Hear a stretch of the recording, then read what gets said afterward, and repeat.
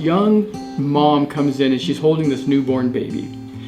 And then I saw behind her was her mom, and that behind her was her grandmother.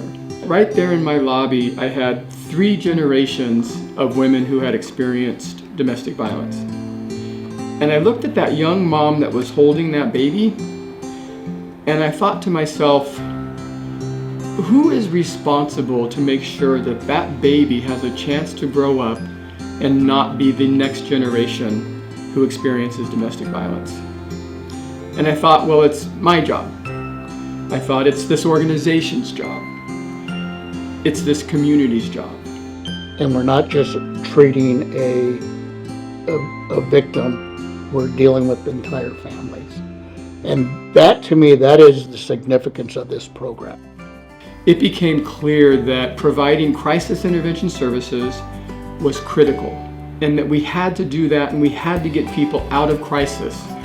But getting folks out of crisis and working with primary victims of violence wasn't going to be enough if we wanted to fulfill the mission of breaking the cycle of violence from generation to generation.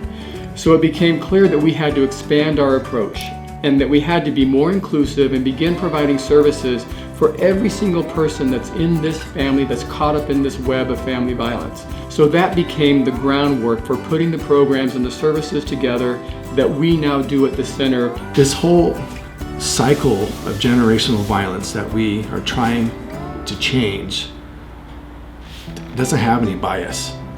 And everyone from different walks of life all experience and are all victims of it. And the cycle of violence, there's the victims, there's a perpetrator. But I look at it as like a drop in a bucket of water, and there's ripples. And I can't tell you how many times I've worked with a client who comes to therapy because of the stuff that they observed and just heard. The shame, people usually try to treat it somehow, alcohol, drugs, sex, gambling. And those feel good in the moment, but what's happening is prolonging the issue. And then you get married, and you have kids, and then the issue's still there. And when I have kids, I'm not teaching the skills that I should have been taught to my kids. And I'm teaching the same behaviors, how to react to negative situations. I'm teaching them to drink, or to be violent, to react, to manipulate, and then so on, so forth.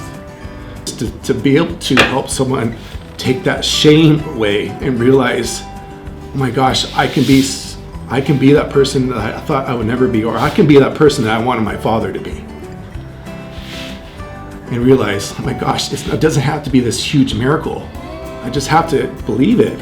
Your children, your significant others, your family, tapping into that intergenerational situation it's so moving. It's so powerful for anyone that comes in here. One of the things that we are seeing at this center, just startling influx of children and families affected by domestic violence and sexual assault, and our services are going to be needed more than they ever have in the past.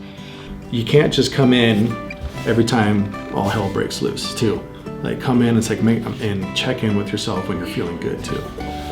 Small steps, being honest, of being able to verbalize and share that pain. And the reward is that you're going to feel better afterwards because there's relief there and there are people here who care. The center is a place for people really to just hit the reset button and to create the new next phase of their life.